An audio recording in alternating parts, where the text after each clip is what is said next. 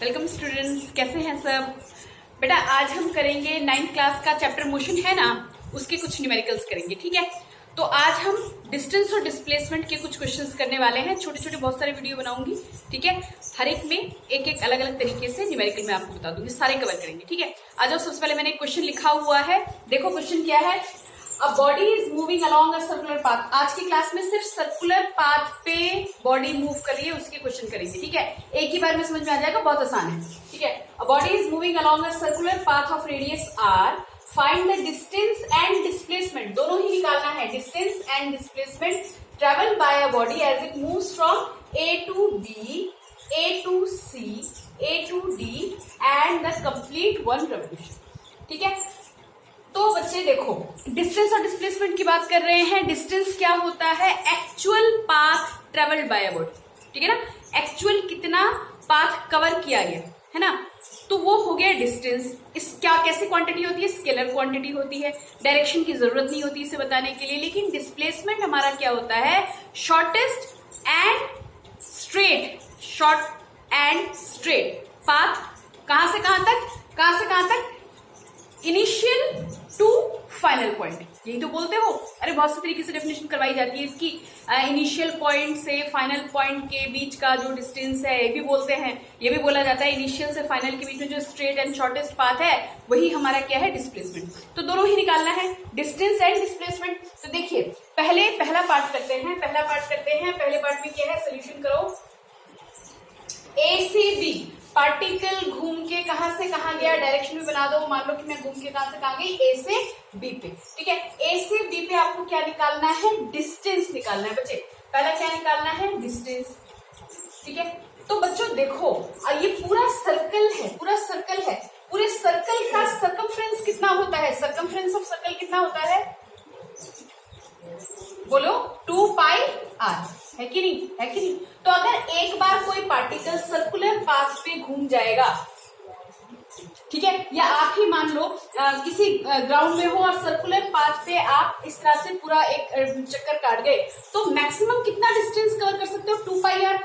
तो सर्कल का जो सर्कमफ्रेंस है, एक बार में मैक्सिमम कितना डिस्टेंस कवर कर सकता है? 2 पाई आर, इससे ज्यादा तो नहीं। ठीक है, अब हम कह रहे हैं कि ए से लेके बी पे गए। ये देखो मैंने पिज्जा बना रखा है, first quadrant, second, third and fourth. समझ में आ रही बात? ये पहला क्वाड्रेंट हो गया है ना। तो पहला क्वाड्रेंट यानी 1/4 हिस्सा। तो ए से लेके बी कौन सा हिस्सा हुआ? 1/4। ठीक है ना, तो 2 पाई आर का डिस्टेंस कितना हो जाएगा? डिस्टेंस हो जाएगा 1/4 ऑफ 2 पाई आर। बोलो, बात समझ में आई? 1/4 ऑफ 2 पाई आर कितना आएगा बताइए? पाई आर बाय 2। ये क्या हो गया? डिस्टेंस हो गया। बोलो, इतना समझ में आया? इतना समझ में आया है ना? ये हो गया डिस्टेंस। ये आप किस में लगा दोगे? मीटर में। जो आपको वैल्यू दी हुई होगी वो वैल्यू आप यहाँ पे प्लेस कर सकते हो। पाई की वैल्यू आपको पता है 22/7 होती है।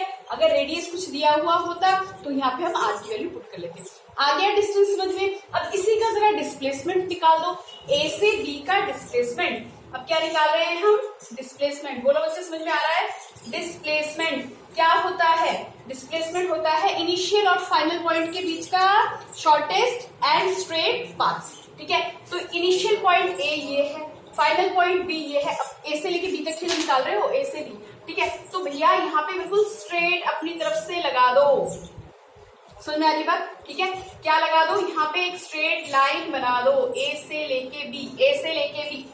ठीक है, तो बच्चे ए से बी मेरा ये स्ट्रेट पाथ हो गया। जरा ध्यान से तो देखो, ये मेरे पास कुछ राइट एंगल ट्रायंगल जैसा नहीं लग रहा? बिल्कुल वही तो है। समझ रहे हैं? कैसे निकालेंगे? अगर आपको ये निकालना है, ए बी निकालना है, तो बेटा कैसे निकालूंगी मैं? यहाँ पे क्या हो गया? ए बी क्या है? हाइपोटेन्यूज।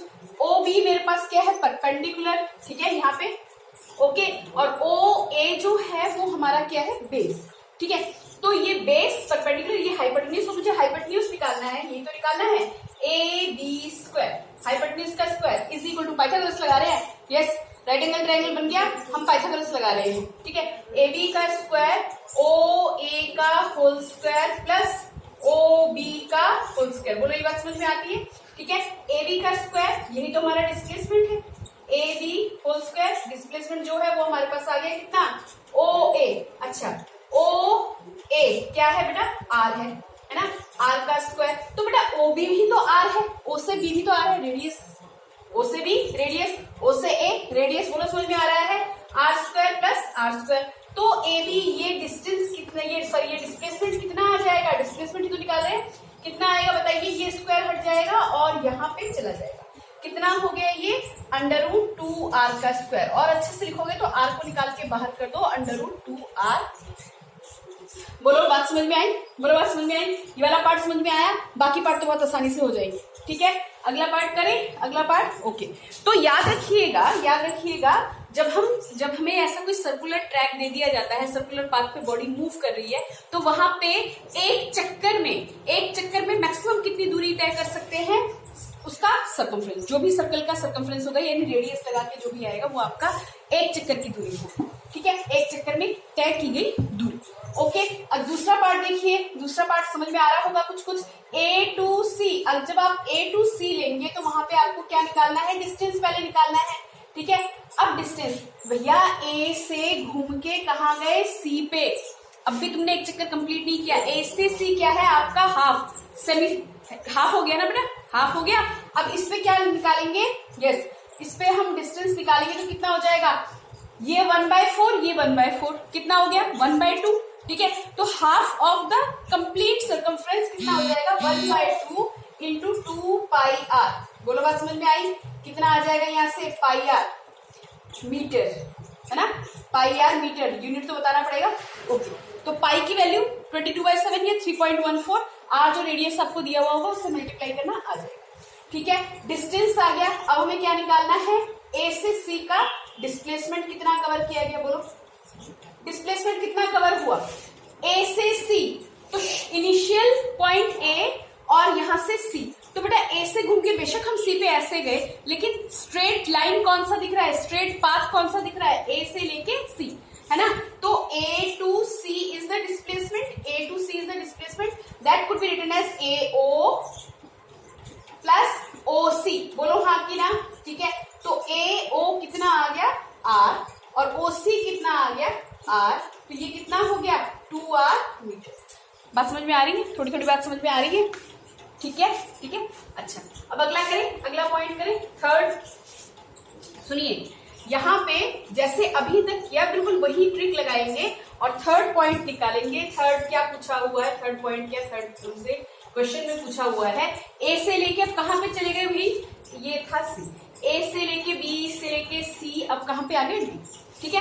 तो पहला डिस्टेंस दिखाई दे रहा है, डिस्टेंस निकालोगे। अब डिस्टेंस जब निकालोगे टोटल सर्कमफ्रेंस कितना 2πr, उसका कितना हिस्सा कवर कर लिया 3/4, नहीं तो करके देख लो ना, ये हो गया 1/4, ये हो गया 1/4, ये हो गया 1/4, है ना, कितना हो गया 3/4।